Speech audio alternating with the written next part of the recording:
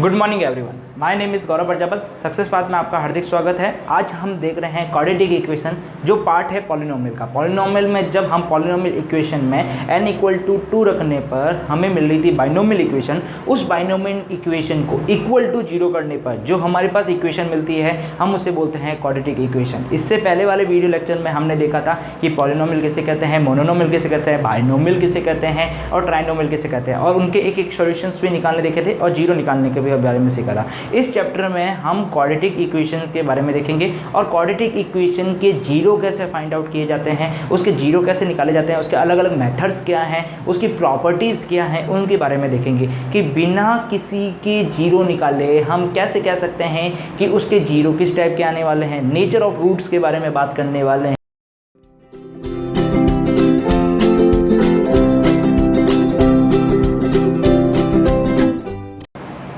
Quadratic equation की हम equation सबसे पहले हम पॉलिनोमियल इक्वेशन रखेंगे।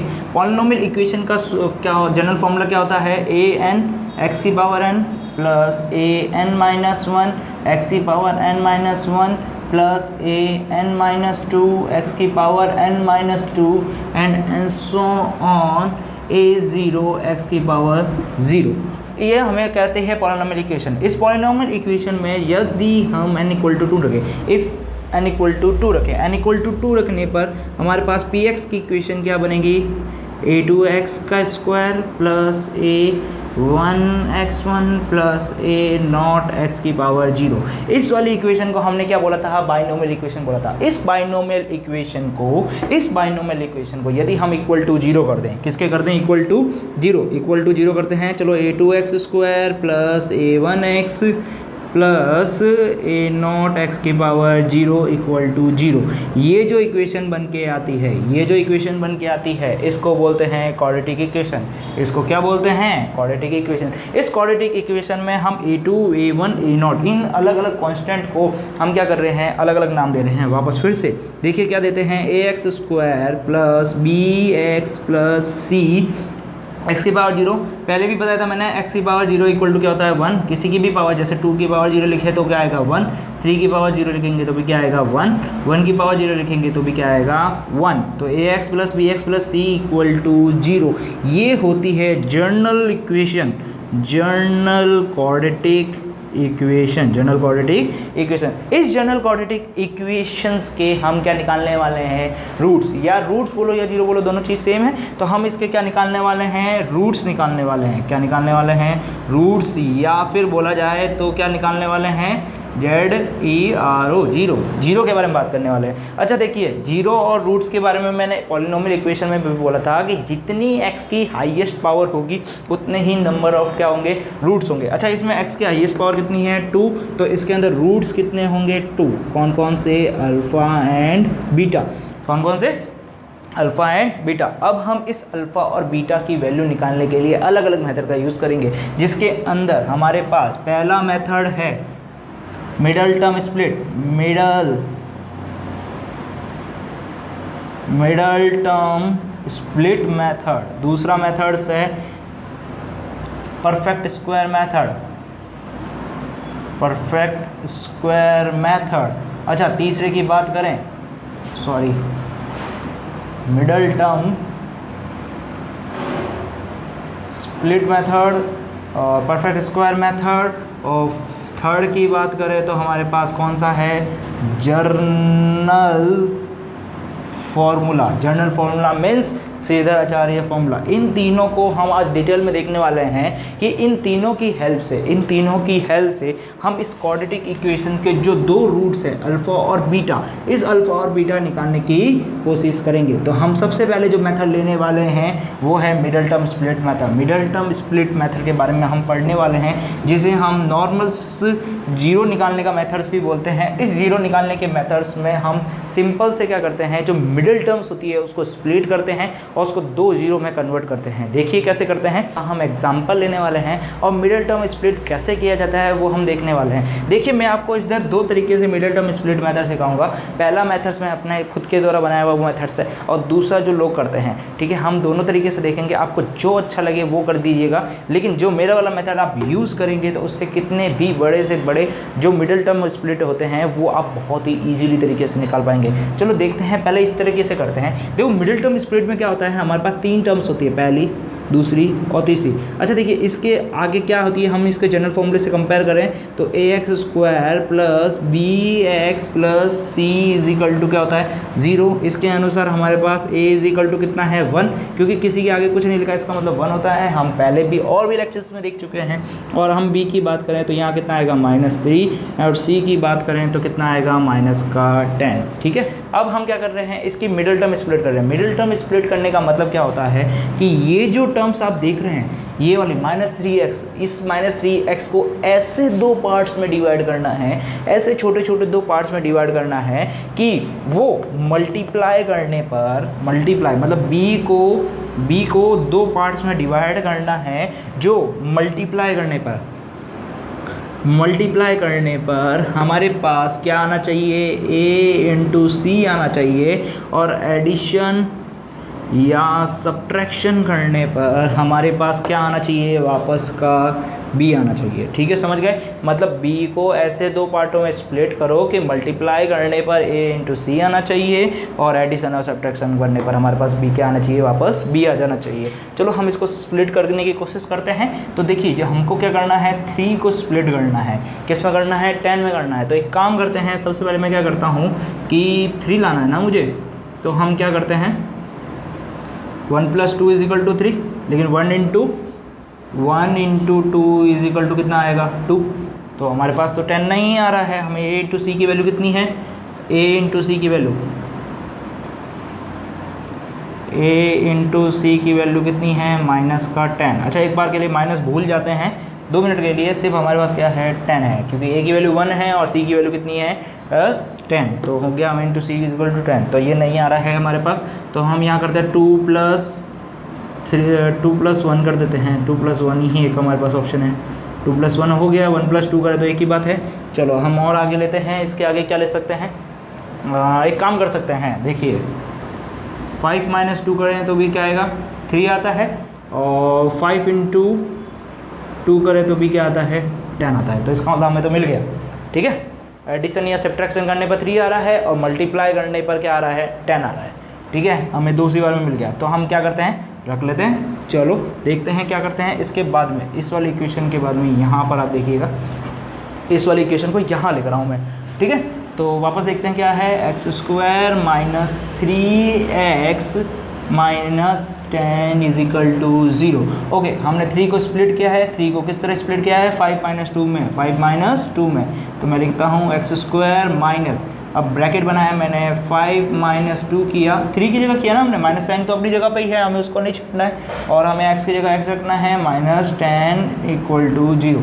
ओके, अब हम क्या करेंगे, इसको खोलें। चलो खोलते हैं, x² माइनस, इसको इससे मल्टीप्लाई कराओ, इसको इससे मल्टीप्लाई कराओ। अच्छा माइनस को पहले 5 से मल्टीप्लाई करा देते हैं, तो -5 इंटू x हो गया है। इस माइनस और इस माइनस से मल्टीप्लाई करने पर हमारे पास क्या आ गया है, प्लस का 2x। ओके, और इधर क्या आ गया, -10 इज इक्वल टू 0। ओके, अब इसके बाद में हम देखते हैं, देखो यहाँ पर x² है, यहाँ पर x है, इन दोनों में से कुछ कॉमन निकलता हुआ दिख रहा है। इन दोनों को, पहले 2 टर्म्स और लास्ट 2 टर्म्स के बारे में कंपेयर कर रहे हैं। अच्छा, पहले 2 टर्म्स में हमें क्या कॉमन निकलने को मिल रहा है, केवल x को कॉमन निकालने पर क्या बन रहा है, x - 5, फिर पीछे का क्या, प्लस का 2। ठीक है, यहाँ इन दोनों से 2 कॉमन ले लेते हैं, ये 2x - 5 is equal to 0। Okay, अब क्या करें, देखो यहाँ x - 5 है, यहाँ पर भी x - 5 है, इन दोनों में से क्या ले, x - 5 को कॉमन ले लेते हैं। तो मैंने x - 5 को कॉमन ले लिया है, पीछे क्या बच गया है, x + 2 is equal to 0। x + 2 is equal to 0। अच्छा, x + 2 इज इक्वल टू 0 मिल गया है। अब क्या करें, एक बार इस वाले टर्म को इक्वल टू 0 करें, एक बार इस वाले टर्म को इक्वल टू 0 कर देते हैं। तो यहाँ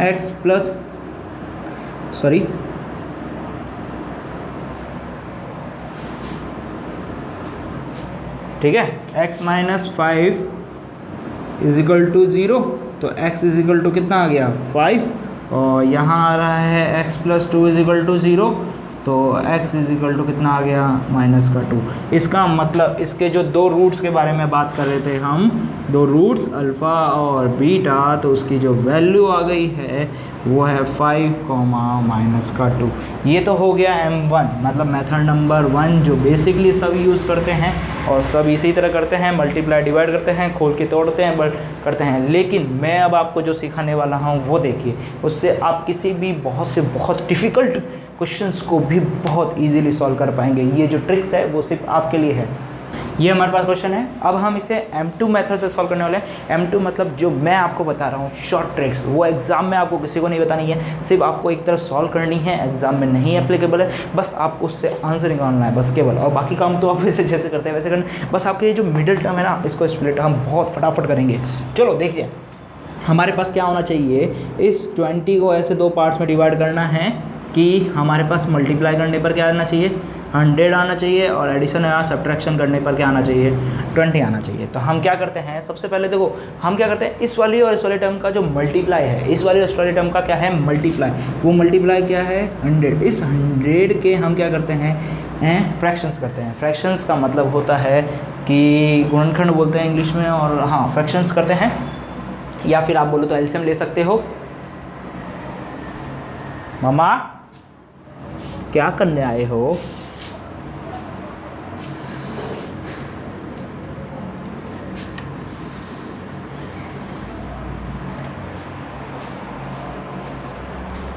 अब हम इस 100 के क्या करने वाले हैं, एलसीएम लेने वाले हैं। चलो एलसीएम लेके देखते हैं। सबसे पहले मैं क्या करूँ, 2 से एलसीएम लेते हैं ना, 2 5 = 10, 0, ओके, 2 25 और 5 5 5 एंड 1, ओके।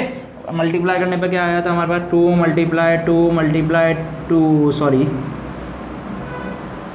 5 × 5, ओके। हमें क्या चाहिए था 20 चाहिए। तो अब हम क्या करते हैं, इन सब में से इन चारों टर्म में से कोई दो के पेयर ऐसे बना लेते हैं जो मल्टीप्लाई और डिवाइड करने पर हमारे पास क्या आना चाहिए, सॉरी एडिशन और सब्ट्रैक्शन करने पर क्या आना चाहिए 20 आना चाहिए, और मल्टीप्लाई करने पर तो वापस 100 ही आएगा, क्योंकि हमने इसके क्या किए हैं फ्रैक्शंस किए हैं, तो उससे कोई फ़र्क नहीं पड़ता। चलो एक काम करते हैं, देखो यहाँ पर क्या आ रहा है 2 2 = 4 और 5 5 = 25, ठीक है। 4 - 25 आता है क्या 20? नहीं आता है। तो एक काम करते हैं, 5 2 = 10 और 5 2 = 10, ओके मिल गया मेरे को। ओके देखिए, मैं एक काम कर रहा हूँ, इस 2 को इस 5 के साथ कर रहा हूँ, इस 2 को इस 2 5 के साथ कर रहा हूँ, तो 2 × 5 और 2 × 5, ठीक है, दो पेयर मिल गए। 2 × 5 = कितना हो गया 10, और 2 × 5 = कितना हो गया 10, हो गया ना, बहुत इजी आंसर। तो हमने 1 सेकंड में निकाल दिया, नहीं तो हम क्या करते थे छोटे छोटे कैलकुलेशन कर निकालते थे, उससे हमें बहुत ज़्यादा टाइम लगता था।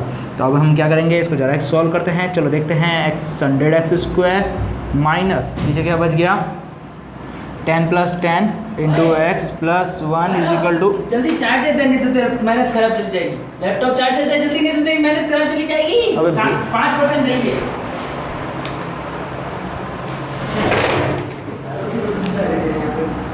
किसकी खुशबू आ रही है? हाँ मैं पीता हूँ ना, मैं ही पीता हूँ, रूम मेरा है। 5% नहीं है। तो क्या दिख रहा है?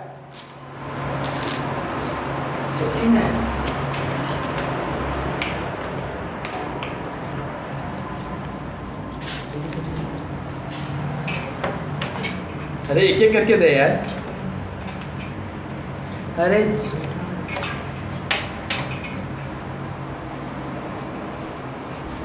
तो हम क्या करते हैं, वापस देखते हैं, यहाँ 100x² + 10x + 6 लिखा हुआ है। अब वापस वही तरीका, वापस 100x² माइनस 10x माइनस का 10x + 1 = 0, ओके। इन दोनों में से क्या कॉमन ले सकते हैं, 10x कॉमन ले सकते हैं। 10x कॉमन लेने के बाद कितना बचेगा 10x -1, और यहाँ पे -1 कॉमन लेता हूँ। इन दोनों की बात कर रहा हूँ और इन दोनों की बात कर रहा हूँ, तो इन दोनों की बात करने पर हमारे पास क्या आ रहा है 10x -1 = 0, ओके। अब देखिए इन दोनों में से 10x कॉमन ले लेते हैं, तो क्या बचता है 10x - 1, और पीछे क्या बच गया 10x - 1, okay, tan x minus one, tan x minus one, इसको एक बार इक्वल टू इसके जीरो करते हैं, एक बार इक्वल टू इसके जीरो करते हैं, तो हमारे पास क्या आएगा tan x minus one is equal to zero, और एक तरफ ये लेते हैं तो tan x minus one is equal to zero. Okay, minus one उधर गया तो प्लस का वन हो गया, डिवाइड बाय tan किया तो x इज इक्वल टू 1/10, और इधर भी क्या आएगा x इज इक्वल टू 1/10। तो इसके दो जीरो जो अल्फा और हम बीटा कहते थे दोनों की वैल्यू क्या आ गई सेम, तो इसको बोलते हैं 1/10 और 1/10। तो यह आंसर इजी, बहुत इजी हमने पार्शियल फ्रैक्शन किया है। चलो एक और क्वेश्चन लेते हैं जिसमें आपको मैं सिर्फ पार्शियल फ्रैक्शन करके बताऊंगा, मतलब इसके बीच मिडिल टर्म के फ्रैक्शन करके बताऊंगा, बाकी सॉल्व आप खुद कीजिएगा, इससे हम और देखेंगे कि कितना ईजी होता है। चलो देखते हैं। चलो देखिए फ्रेंड, हमारे पास एक और क्वेश्चन आ गया है। इस क्वेश्चन में हम देखने वाले हैं कि किस तरह हम इसका मिडल टर्म स्प्लिट करने वाले हैं और किस तरह हम इसको बहुत इजी बनाने वाले हैं। यदि देखिए आप इस तरीके से जाते हैं, इन दोनों का मल्टीप्लाई करने के बीच में से टुकड़े तोड़ के जाते हैं, मतलब जैसे हमने सबसे पहले वाला मेथड देखा था उसके अनुसार जाते हैं, तो आपको बहुत ज़्यादा टाइम कंज्यूमिंग होगा इस क्वेश्चन को करने में, क्योंकि यहाँ पे देखिए 300 × 2 करेंगे तो 600 आ जाएगा, और 600 के बहुत छोटे छोटे ऐसे फैक्टर्स करने पड़ेंगे जिससे आपको पता चले कि इसका आंसर क्या आना चाहिए। एडिशन सब्ट्रैक्शन करने पर क्या आना चाहिए, 1 आना चाहिए, और मल्टीप्लाई करने पर क्या आना चाहिए, 600 आना चाहिए। तो हमें क्या करना है, इस 600 को फैक्टर करना है दो ऐसे पार्ट्स में। चलो हम करते हैं अपने वाला तरीका। तो मैंने क्या किया, 600 के फैक्टराइजेशन करने शुरू किया। 600 का क्या मैंने किया, फैक्टराइजेशन करना किया। चलो फैक्टराइजेशन करते हैं। तो सबसे पहले 2 से करते हैं तो कितना आएगा, 300 आ जाएगा। उसके बाद फिर से 2 से करते हैं तो 150 आ जाएगा। ओके, इतनी तो अच्छी कैलकुलेशन होगी आपकी, ठीक है। इससे करते हैं 2 से तो 2 7 14 और 5 75 आ गया। ओके, चलो और आगे चलते हैं। 5 से करते हैं, 5 1 5 और 6 7 और 5 5 5 25। ओके, 5 3 15 और 3 1 3। तो हमारे पास आंसर कितना आ चुका है, 2 multiply 2 multiply 2 multiply 3 multiply 5 multiply 5। Okay, चलो अब एक काम करते हैं, इसमें से कोई दो पेयर बनाते हैं पहले की तरह, कि हमारे पास एडिशन सब्ट्रैक्शन करने पर कितना आ जाए, 1 आ जाए, और मल्टीप्लाई करने पर तो 600 तो आना ही है, क्योंकि इन सबको मल्टीप्लाई करके ही तो हमने निकाला है। चलो अब देखते हैं, मैं एक काम करता हूँ, देखो इन दोनों को एक साथ लेता हूँ और इन सबको एक साथ लेता हूँ, क्योंकि देखो इन दोनों को एक साथ लेने का मकसद ये है कि 5 5 25 एक बड़ी है, और इन सबको छोटा लेंगे तो देखो 5 5 25 और 5 3 करेंगे तो और भी बड़ी हो जाएगी। तो हम क्या करते हैं, इन दोनों को एक साथ लेते हैं और इन सबको मल्टीप्लाई करने पर क्या होता है, एक बड़ी आ जाए कोई वैल्यू। तो 2 2 4 और 4 2 6 और 6 1 6 6 2 18। देखिए यहाँ पर आ रहा है 24, यहाँ आ रहा है 25। व्हाट्सएप पर बराबर क्या निकल गई क्या,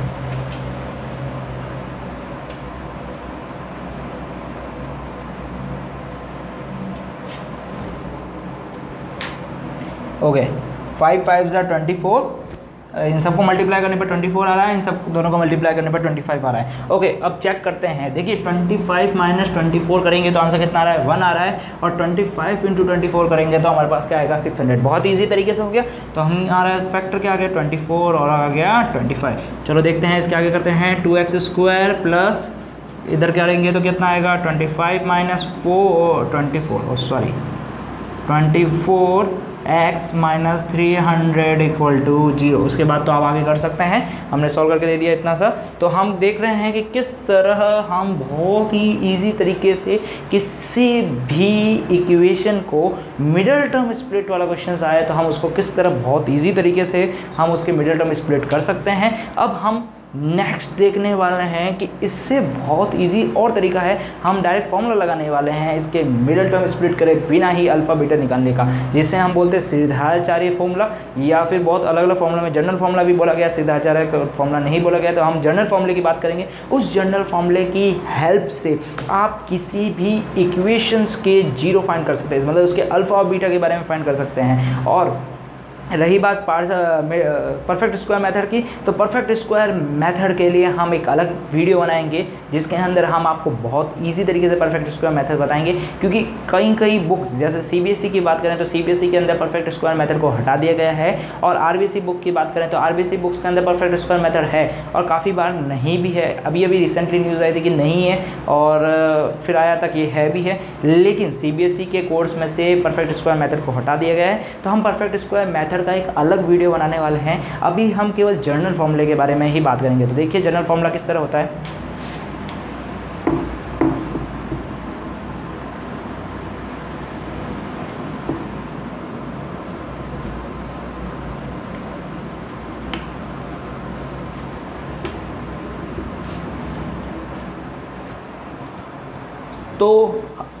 तो अब हम देख रहे हैं क्वाड्रेटिक फॉर्मूले के बारे में कि क्वाड्रेटिक फॉर्मूला क्या होता है, किस तरह हम उससे अल्फा और बीटा निकालने वाले, मतलब उसके रूट्स को निकालने वाले बहुत इजी तरीके से। देखिए हमारे पास एक जनरल क्वाड्रेटिक इक्वेशन का फॉर्म होती है, वो इस तरह होती है।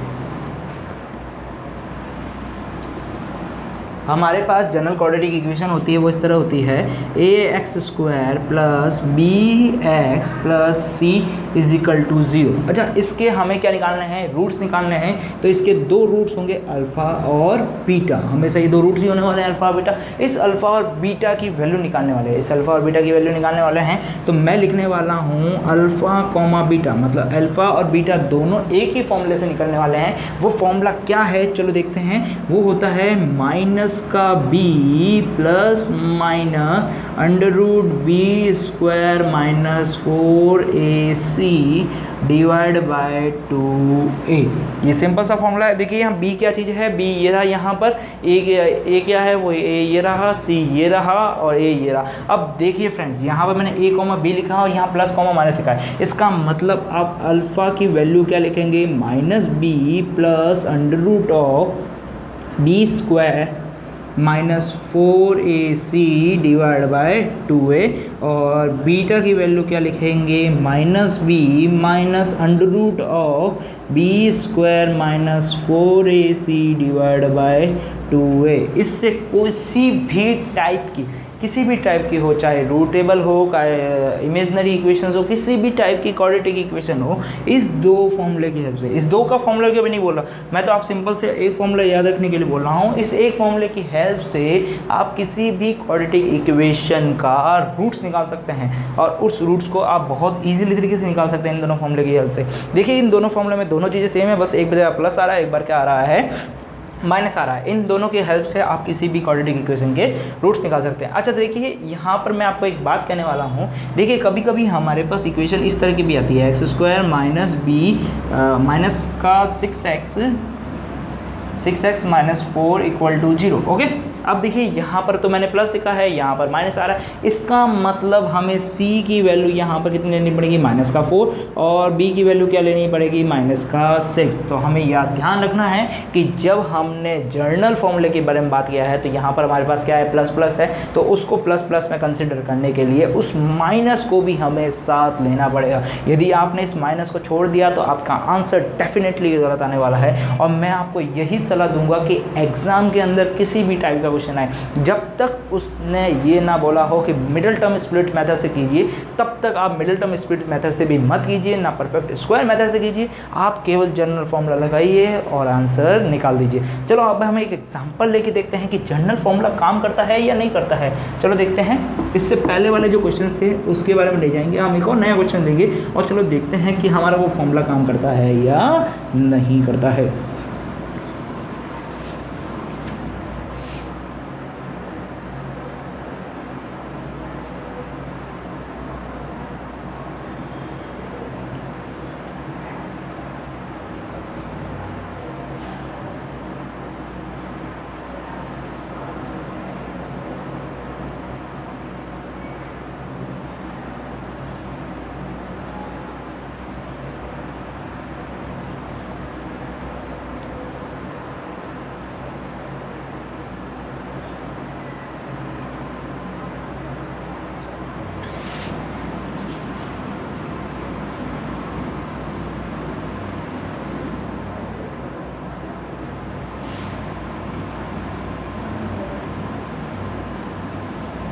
देखिए हमारे पास यहाँ एक एग्जाम्पल है, इस एग्जाम्पल की हेल्प से हम ये चेक करने वाले हैं कि हम इसके रूट्स निकालेंगे, सॉरी चेक क्या करेंगे, हम इसके रूट्स निकालने वाले हैं अल्फा कॉमा बीटा की वैल्यू। चलो अल्फा कॉमा बीटा की वैल्यू निकाल रहे हैं तो हम इसको जनरल फॉर्मूला की कंपैरिजन करते हैं। तो हमारे पास क्या होता है general formula ax² plus bx plus c is equal to 0। अच्छा ax² plus bx plus c is equal to 0 है तो इसके हिसाब से हम a इज इक्वल टू कितना लेने वाले हैं 2, क्योंकि x के आगे जो भी वैल्यू लिखी है तो वो क्या है 2 है, b के आगे जो x के आगे जो भी लिखी है वैल्यू वो क्या हमारे पास p है, तो b की वैल्यू कितनी हो गई है -7 हो चुकी है, और c की वैल्यू क्या हो चुकी है +3। अच्छा फॉर्मूले की बात करें हैं तो हमारे पास फॉर्मूला क्या होता है alpha comma beta is equal to -b plus minus root of b² -4ac divide by 2a। Okay चलो फॉर्मूले के अंदर वैल्यू रखते हैं, माइनस का b ऑलरेडी माइनस में है और उसके आगे एक और साइन माइनस में है, तो हम क्या करेंगे माइनस इंटू माइनस का 7, b की जगह ही रखना है हमें केवल वैल्यू, माइनस तो वो फॉर्मूले का है तो हम उसको मत देखिएगा, नहीं तो काफ़ी क्या करते हैं लोग इस माइनस को हटा के सीधा -7 रख देते हैं, ये रॉन्ग है। ठीक है b² मतलब -7 का स्क्वायर, -7 का स्क्वायर मतलब कितना हो गया है 49 हो चुका है, -4 इंटू ए की वैल्यू कितनी है यहाँ पर 2 है, ए की वैल्यू कितनी है 2 इंटू सी की वैल्यू कितनी है यहाँ पर +3, तो हम यहाँ सी की वैल्यू दे रहे हैं +3 और डिवाइड बाय 2 इंटू ए की वैल्यू कितनी है यहाँ पर 2। अब बेटा ध्यान रखिएगा सबसे इंपॉर्टेंट बात, ये जो डिवाइड है वो केवल इसी के नीचे नहीं है, ये पूरे के नीचे डिवाइड है, तो यहाँ पर मैंने भी पूरे के नीचे डिवाइड बनाया है। चलो देखते हैं इसके आगे का क्वेश्चन, देखिए -7 हो गया है, प्लस माइनस हो गया है, ये देखिए 7 2 4 2 8, ये हो गया 49,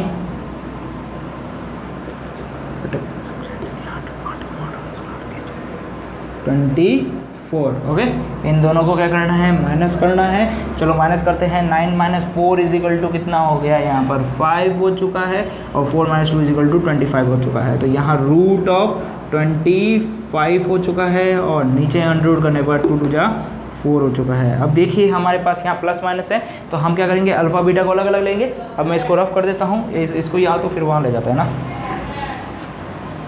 यहाँ से हटा देते हैं और यहाँ ले जाते हैं। a इज इक्वल टू 2 हो गया है, b इज इक्वल टू -7 हो चुका है, c इज इक्वल टू +3 हो चुका है। चलो यहाँ से अब हम यहाँ आ जाते हैं, ठीक है। अल्फ़ा की वैल्यू क्या लिखेंगे 7 plus root of 25 divide by 4, और बीटा इज इक्वल टू क्या लिखेंगे 7 minus root of 25 divide by 4। Okay 7 root of 25 कितना होता है 5 होता है, और 7 प्लस 5 हो गया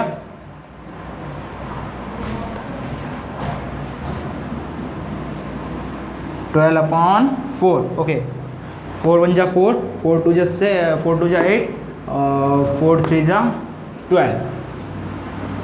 ओके 25 5 - 25 इज इक्वल टू कितना हो गया 2, और इधर हो गया है 4। Okay 2/4 is equal to 1/2। तो अल्फ़ा और बीटा की वैल्यू क्या आ गई है, अल्फ़ा इज इक्वल टू कितना आ गया है 3, और बीटा इज इक्वल टू कितना आ गया है 1/2। कितना इजी था, सीधा फॉर्मूला लगाया और हमारे पास आंसर आ चुका है। तो मैं आपको यही प्रेफर करूंगा कि आप किससे जाएंगे, जनरल फॉर्मूले से जाएंगे, मतलब क्वाड्रेटिक फॉर्मूले से जाएंगे। आप कभी भी मिडिल टर्म स्प्लिट से मत जाइए, आप कभी भी ना तो मिडिल टर्म स्प्लिट मेथड से जाइएगा ना परफेक्ट स्क्वायर मेथड से जाइएगा, हमेशा किस वाले मेथड से जाना है, आपको सिर्फ जनरल फॉर्मूले मेथड से जाना है। समझ में आ गया। तो कहीं पे भी आपको कहीं भी क्वेश्चन मिले क्वाड्रेटिक इक्वेशन का और उसको बोले कि आप रूट निकालो, तो रूट निकालने के लिए आप कौन सा फॉर्मूला यूज़ करेंगे, जनरल मेथड्स। ठीक है फ्रेंड्स, अब देखते हैं अगले लेक्चर्स में हम ये देखेंगे कि किस तरह नेचर ऑफ रूट्स के बारे में पढ़ा जाता है, किस तरह हम परफेक्ट स्क्वायर मेथड के बारे में देखते हैं। ठीक है, real and nature of roots के बारे में देखेंगे, क्योंकि परफेक्ट स्क्वायर मेथड हमारे कोर्स से हट चुका है। तो परफेक्ट स्क्वायर मेथड का मैं एक वीडियो अलग से बनवा दूंगा, लेकिन आप पहले नेचर ऑफ रूट्स के बारे में देखिएगा कि नेचर ऑफ रूट्स क्या होता है, किस टाइप के होते हैं और कौन कौन से होते हैं। ठीक है, और आपको यदि वीडियो अच्छा लगे तो लाइक कीजिए, शेयर कीजिए और सब्सक्राइब कीजिए हमारे चैनल्स को। थैंक